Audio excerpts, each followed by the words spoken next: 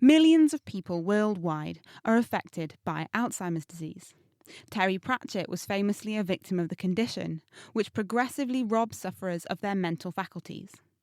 At the moment, no therapies are available to halt the disease, but it might be possible to keep patients functioning well for longer with a bit of brain training. Cambridge University neuroscientists have invented a memory-boosting app called Game Show, and I went to see the game's co-inventor Barbara Sahakian and lead scientist George Savlich. We wanted it to be fun and interesting so that people didn't have the stigma of coming into a hospital and doing cognitive training. And so we got a games developer, Tom Piercy, to come along and work within the laboratory with us. And we actually developed it with the users. So we made sure that they got it, they were interested in it.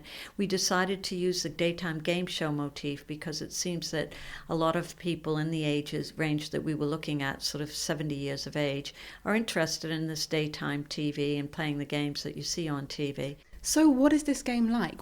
So this is based on research that we've been doing since 2011, and it's basically neuroimaging and neuropsychological or cognitive research that we've done. And we know from other studies as well as our own that the important neural network in the brain for episodic memory, we know that there's a neural network that importantly includes the hippocampus in the brain. So this is based on really what the hippocampus does in order to have a use it or lose it type of approach, so that you kind of strengthen that neural network by doing this particular game. And basically you're looking for objects in boxes, and then you're getting rewarded for that when you find them and you remember where they are. Can I play the game? Oh yes, I think you should play the game. It'd be great. Let's see how well I do. We've got an iPad here, and George is going to show me how to play.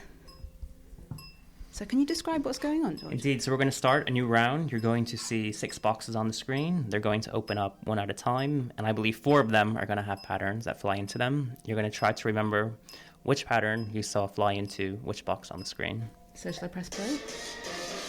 So we see 6 red chests. They're opening up one at a time. This one's empty. Here's a pattern that comes up. It's very colorful, different geometric shapes. Okay, flying I've got that in. one. Yep. Here's the second one. Try to remember the location of this one. Yep, got it. Okay, and try to remember the location of this one. Okay, so we have 3 boxes that have a pattern in them. Okay, so each one now is going to appear in the middle of the screen, and it's going to ask which box was this pattern in, and you're going to tap the one with your finger where you think you remember seeing it before. I've completely forgotten. Okay, and this one? I'm not feeling very hopeful. And this one? Let's see how you did. Oh, well done, you got it. Hey! So you're now going to a prize wheel, and we're going to see how much money you made. Ooh, okay. Is it going to take me on holiday? 2.5 grand. Yeah, I'll take that. Thank you very much. So tell us what you did with these patients. Yeah, so we had 42 patients, and we split them randomly into 2 groups, and they were well matched. And one group played the game for 8 one-hour sessions over 1 month, and the other group did their usual clinic visits. And what we found was that the group that played the game were actually 40% better when we tested their memory on a separate kind of memory test. That's pretty significant, right? Really significant, and we're really excited about it. I mean, there's more research that needs to be done, of course, and we'd like to get a bigger sample and so forth, but it's very, very encouraging. And the good thing is that they had fun while doing it.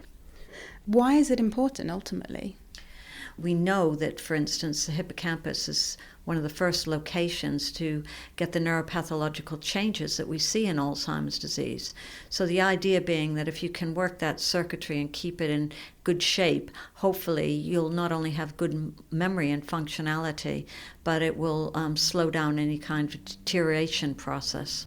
Everybody likes playing games, so you might as well play one that's good for you. Barbara Sahakian and George Savlich. And that research has just come out in the International Journal of Neuropsychopharmacology.